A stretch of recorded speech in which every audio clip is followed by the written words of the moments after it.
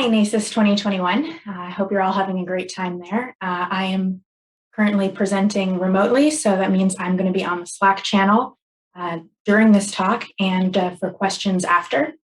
And so I'm here today to talk to you about exploring Priestley's historical timelines as interactive infographics. My name is Joanna Merson, and I am a web cartographer at the Infographics lab in the Department of Geography at the University of Oregon. So I actually introduced our work on the new chart of history at a past NACIS. So I'll give a brief introduction to this chart, but I also encourage you to watch the previous talk on the NACIS YouTube channel for more details on it. British philosopher, clergyman, and political theorist, as well as chemist, Joseph Priestley drew charts like the one shown here, which marked a transition in the representation of chronologic time as represented in linear space geographically. So the idea that we have now, which we sort of take for granted, that a timeline, uniform parts of time, whether it be a year, 100 years, a day, a month, could be drawn in an inch, whatever units you want, standardized, but that you can actually scale them geographically. So one of the first person to produce charts representing time this way was Joseph Priestley. And this actually was a significant achievement, or not achievement, but a significant change in the way data was represented. And a lot of people who studied under him actually then proceeded to copy out these charts, which were actually, life-sized rather than as small as you see it on the screen here, but they'd be on a wall 10, 15 feet tall for you to come see. There were actually about 15 editions, and this one was one of the more recent ones. And so there's actually two charts, which I'm going to talk about. The first is the chart of history, which is shown here, which is actually a really chart aggregated, almost a cartogram you might think of as cartographers, map of the world. And then I'm also going to introduce the chart of biography in a moment. So on the chart of history, time is represented linearly, as I mentioned. The chart itself actually goes from about 1200 BCE to 1780 CE. Both charts do this. And so what you end up seeing are regular tall vertical lines about every 100 years and small dots across the top, which are representing units of every 10 years. On this chart, a row depicts a geographic place. So in this case, Pennsylvania is shown here in this row, which is then within a larger marked, shown the United States is marked here, the only country actually called out like that. Then the rest of, these rows are grouped here into larger regions. In this case, it's in the America region or section. You can also see Africa, China, and India shown.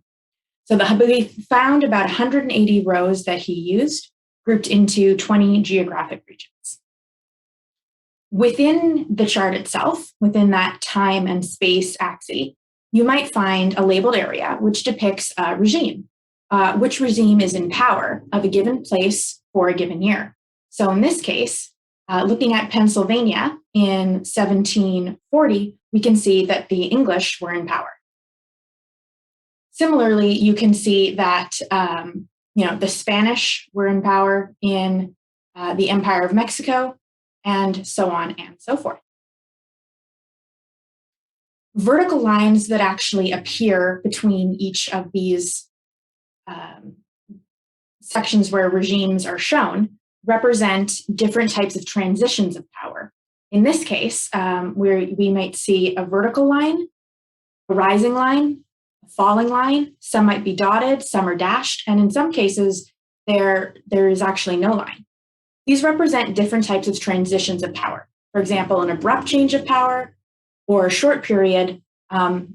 We might see an abrupt change as a straight line here, as we see Nova Scotia changing hands from French to English, back to French, back to English, over a period repeatedly in the 1600s.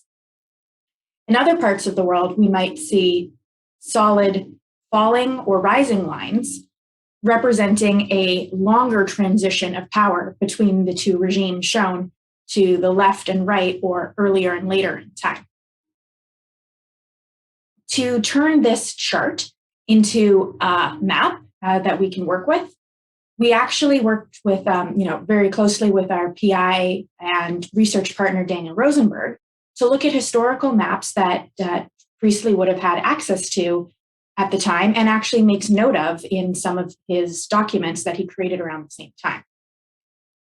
So this is an image of a map of Europe, which was created by the cartographer Delisle. And this has been marked up, printed, taped together, and highlighted by our research partner, Daniel Rosenberg. We then proceeded to georeference and digitize the regions marked in this map corresponding to the place rows shown in the chart. So this is what we end up with, one of our current states, still under a little bit of transition, of our geographic interpretation of the named places.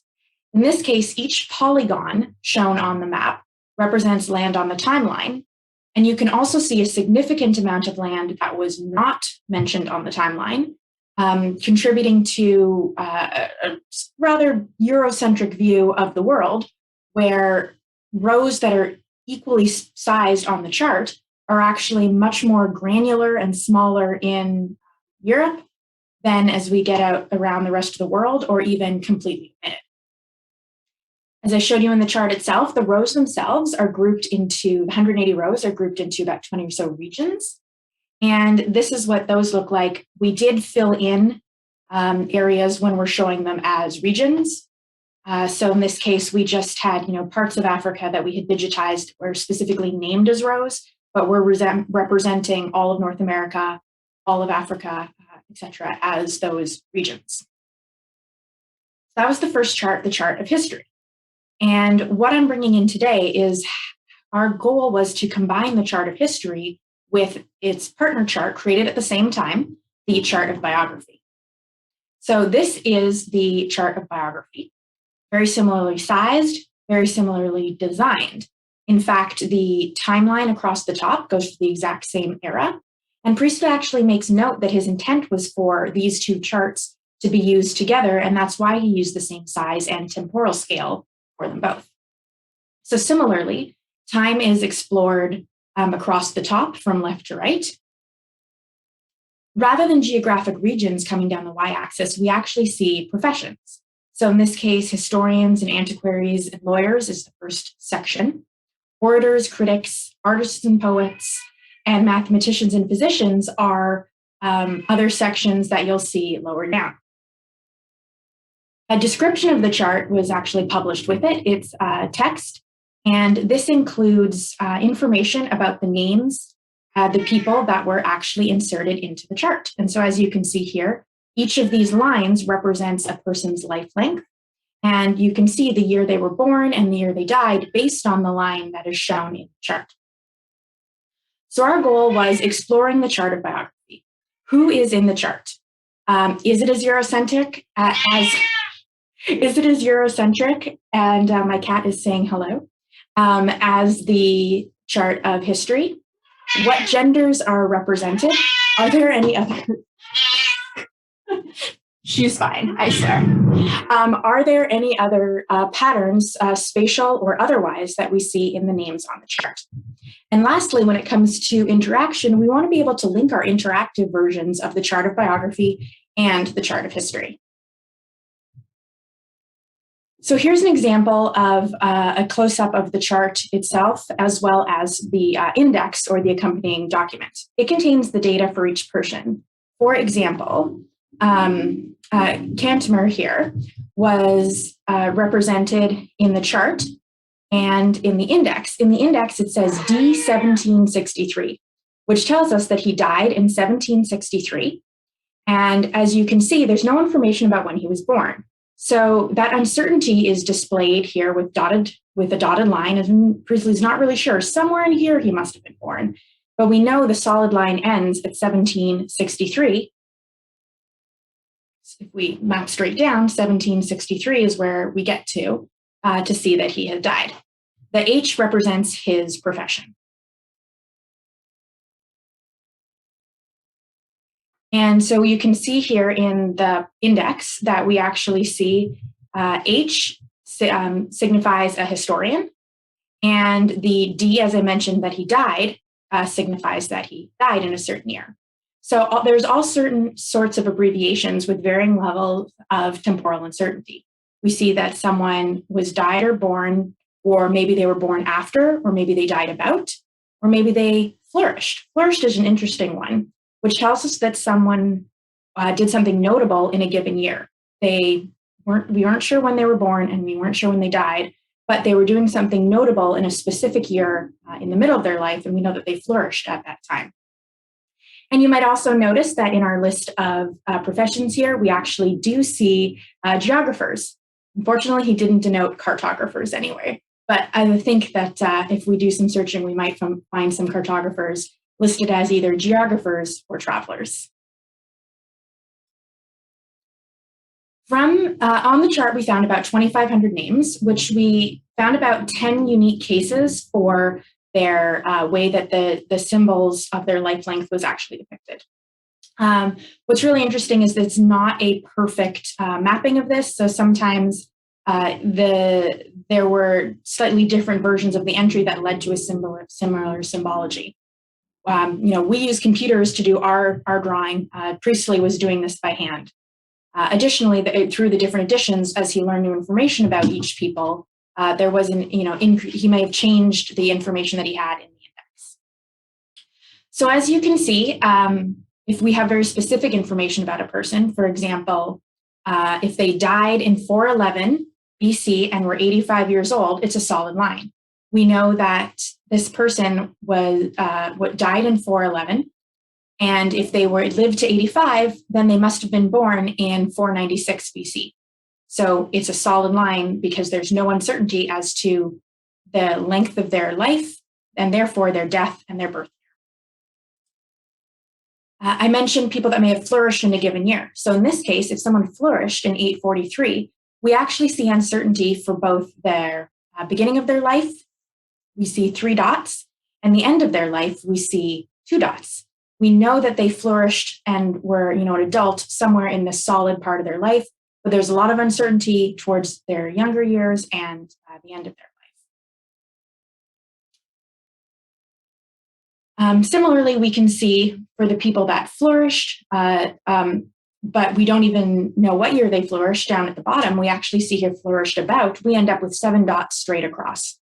Not even certainty about where they flourished within that. Or where their life fit when they flourished, or they were doing something about a certain year. So as you might expect, we're going to see more solid lines towards more recent history and a lot more uncertainty the further back that we go. And what we did was use that rule set to take the names and information in the index to follow those 10 cases as described. And we used the D3 JavaScript library to create a data-driven interactive version. So this is a data-driven process so that we can in the future create additional Priestley-style charts of biography, either for people who were alive after 1800 or for entirely different historical figures that we might want to add to the chart anywhere in history. So that's our data-driven version, where we're using those rules to draw solid lines, dotted and dashed lines, depending on the birth and death years or flourished years that we have for certain figures. So that's the original, that's our digital. We added some color to keep them the same, and we did think pretty well, although there looks like a few extra names on our digital version, as I think we're using a later version of the index than the version of the chart, which I'm showing here. So for our interactive version of the chart on the website, there is lots of ways you can interact. You can hover, you can click, you can filter. Hovering on each name shows a pop-up containing the text entry from the index, a larger drawing of their line, their profession, which we drew from the index, as well as other information that we gathered on that person. So in this case, we're seeing that Homer flourished in 1850. So we use an approximate age of 46 or 45, which is what Priestley used when we measure out those 3 dots, a line, 2 dots. It's about the size that it comes to when it fits between those 100-year solid lines that we're seeing on the chart itself. He was a poet, And we got some more information that he was male, as well as having a hyperlink is information that we've added. So let's talk a little bit about more of that other information. Well, we got it from Wikipedia. The repository of data that we use that allows us to match most of the 2,500 historical figures is Wikidata. And Wikidata is the knowledge base which is used to store the structured data behind Wikipedia. So in this case, you can see that we have several entries for William of Brandenburg, William of Newbury, William of Spires, etc. So linking each person to their unique page was no easy task. And we actually found their unique wiki ID or QID by working with a history student. So shout out to Ryan Bassford, who double checked hundreds of these, which we used to find additional information such as gender and geographic information for each person. The tool that we used to access the data was called OpenRefine, or previously known as Google Refine. It's a tool for working with messy data, cleaning it, transforming it, and extending services on the web. So we used the Wikidata, or we used the data we pulled from the chart to take their QID and merge that with additional information from Wikidata. So for example, we found, for each person, their Wiki ID, and we were able to add their country of citizenship, their birthplace, etc. Because after that, each location then has its own QID in the database. And from that, we can proceed to add coordinates, which we can map and link the chart of biography to the chart of history. So that process is we take their name and their metadata, such as their birth and their occupation, to figure out their QID. We can then find their unique Wiki ID entry and find potential locations for where this person came from. We didn't have location data for other fields, so this is the order of precedence that we use: place of birth, citizenship, death, and burial. This is a lot to map because there's a lot of uncertainty. Some locations have multiple coordinates, others are rounded to the nearest full degree, other times we have multiple entries for each city. So a lot of sorting and rounding and precedence got us to a map that looks something like this. When we do map the points, we have a very obvious Eurocentric gathering. And due to the spatial uncertainty of the points, we've decided not to actually use the specific XY points, but rather than be rounded to country or centroids. So this is what it looks like when we actually do a spatial join of the points digitized to the space rows. We're in the process of determining exactly which places we want to have finally with our digitization, but we are more likely to make the interactive version aggregate actually to the generic region level, and tune in soon for the interactive version of the chart. I'm just going to show you quickly as time wraps up here. This is what our interactive version of the chart of biography looks like right now. So as I mentioned, you can hover on it. We can filter by some of the wiki data we pulled in, such as gender. So we can see how many women made it into the chart. So you see it filters and grays out those which were male or unknown or other. And we can see that 7 women actually made it into the chart. This filtering did reveal some information which was part of the goal of this, such as we found the women are mostly statesmen and warriors. Interestingly enough, when the women are involved in battle, Priestley thought they were important enough, even though we don't see any mathematicians, scientists, or geographers on there. There's a lot more that you can do in here, and I really look forward to you exploring it and hearing your questions. So I would like to end by acknowledging contributors. There have been many students, but most recently the newest on the project have been Rowan and Ryan. Thank you to Dan and Jim and everyone at the Infographics Lab. Thanks for your time.